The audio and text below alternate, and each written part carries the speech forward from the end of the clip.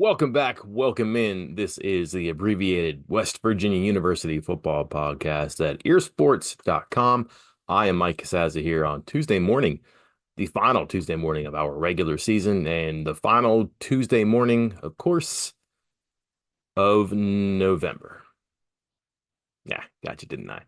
We're going to talk about the Mountaineers' upcoming game against Texas Tech. That is a noon kick out in Lubbock, Texas on FS1. Both teams, believe it or not, have a shot at the Big 12 championship game. West Virginia has to win and have five other almost upsets happen. Texas Tech, similar. They need to win and have just one fewer upset happen. You may know the deal here before kickoff because the big one that has to happen and perhaps the most unlikely would be Oklahoma State beating Colorado on Friday. But if that does happen Friday, you gotta think sugar plums are dancing in everybody's head when they go to bed in Lubbock, thinking about they just take care of business and get a few more breaks on the final day of the year. They could have an unlikely ticket punch to Dallas to play Kansas State, Iowa State, someone like that, just like we predicted a couple of weeks ago. What'll it take to get there? I already gave you that. So let me give you a podcast about the Mountaineers. Three topics at the tip of our tongues. One starts with W, one starts with the V, one starts with the U. Today we begin with the W. West. Weather, wind. That is what it's all about when you go to Lubbock, Texas.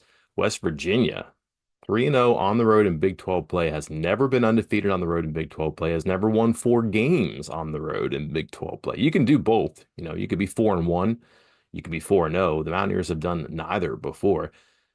This is a tough road trip. It has for a long time. The Mountaineers are 3-3 in Lubbock, lost the first one, won 3 in a row, and have now lost back-to-back games by a combined 45 points. Let's couch that, though. The last one was 48-10. That is one of the rare times that a Neal Brown team has just gotten blown out from start to finish. The hallmark, whether you want to admit it or not, his teams play hard. They don't go away. That was an exception there, and I would imagine that'll be talked about quite a bit in this one here. That one really seemed to put him on the ice that began to thin in 2022. We know what happened there. Don't have to tell you the confluence of events that might come together here after this one. And this is I don't know, a devilish venue for a lot of teams and for West Virginia in particular. Their first Big 12 game didn't go very well. Their last Big 12 visits haven't gone very well. And they had some good games in between. What makes it so difficult? It's loud. The way that stadium has been rebuilt, redesigned, I should say. The noise just kind of reverberates. The fans are there early. They have a pretty good culture in Lubbock. They've been not blessed with great winning football, but they like the football there. They get excited about it. They love to throw tortillas at the fans of other teams and the players of other teams. They have their traditions there. They even had John Denver, believe it or not. So a little bit of a tug of war going on right there. It's just a venue that can give teams problems. In West Virginia, an 11 a.m. kick out there. It'll still be noon in the mind of the Mountaineers, but man, this week, with everything going on, 6 wins already secured. Whatever conversations do exist about the Big 12 championship, I don't think that's much of a factor, but there's no class on campus this week. It's Thanksgiving. You're near the end of your career or your season, or at least your time on campus because you may be transferring. You think about so many other things. You don't have the regular routines of having class and seeing your friends that aren't on the team. It's a distraction. It keeps you worried about, I don't know, how your team travels, how your team practices, how your team walks through, how your team shows up for the game. And that is really important because Texas Tech, excellent in the first quarter. There's a bunch of these teams Mountaineers have seen, but one of the most potent first quarter offenses in the country. That's really true across the board for Texas Tech and their offense. Very potent, but they get hot early and a huge scoring disparity in the first quarter. And by the way, the wind, that can make things really tricky on the opposing quarterback. But what a venue and what a challenge for a team at the end of the season here, especially one like West Virginia that is trying to finish strong, but so too is the home team. The V today stands for volume, and it's not me talking about how loud the crowd can be there. It's the volume of points you can expect in this one. It's the volume of plays that'll be worth keeping an eye on. Both these teams have something interesting going here that's perhaps worth explaining a little bit if you kind of get into stats or whatever, but I don't know, one of the things that may just matter to me and not anybody else. How about Texas Tech's defense? Arguably the worst pass defense in the Big 12. And yes, I've seen West Virginia play. Texas Tech's may be worse. These two are on the short list of worst secondaries in the country, and Texas Tech's pass offense is how they go. They have a great running back, but they throw the ball. They throw the ball to the sides, they throw the ball deep, they throw the ball short, they throw the ball fast. They take advantage of the whole field. Something to keep an eye on now. when the success rate when Texas Tech drops back on offense. Okay. What do they do on offense? They pass. Are they good at it? It goes back and forth and that stuff. However, West Virginia's defense, when the opponent drops back, 125th in the country in success rate. There's only 134 teams. So that is not very good. That's probably not a surprise to you. But the Mountaineers, they can pass it. They're really looking for Garrett Green to trigger it this week and throw some deep balls that were there against UCF. And why not?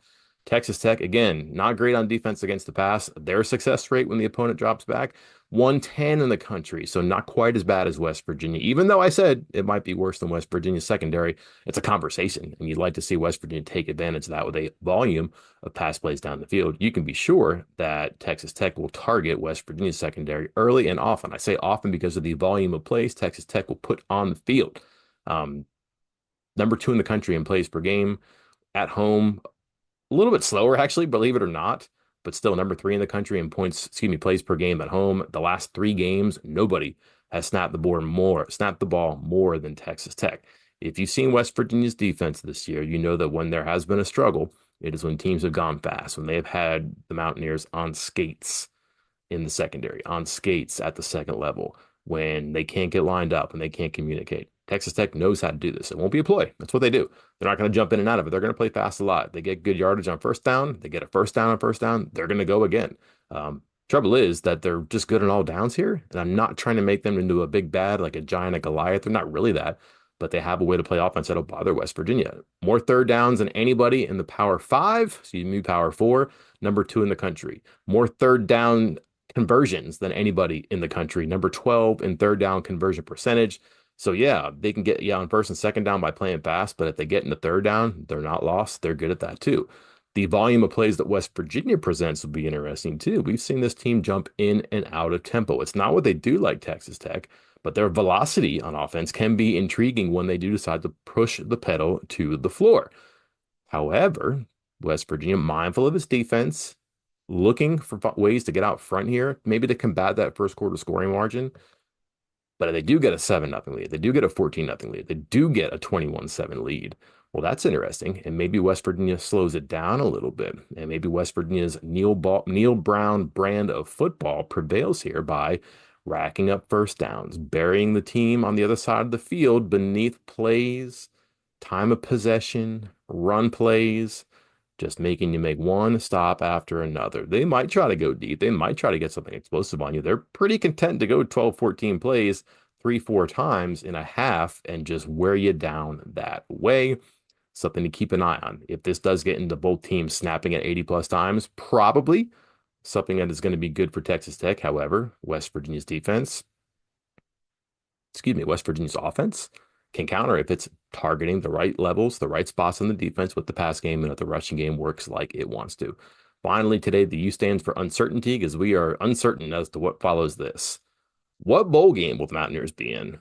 What players will choose to play in the bowl game, whether that is for pursuing NFL opportunities or the transfer portal? I can tell you, I can tell you Wyatt Milam says that he will play in the bowl game, so you can cross that worry off the list. What bowl? Don't know. But also, the obvious one here, what becomes of Neil Brown? What becomes of his coaching staff? We will see. 6-6, do you keep your head coach after 6 seasons? You're probably not going to go into signing day on Wednesday with a question mark, right? Or would you go into signing day with an interim coach?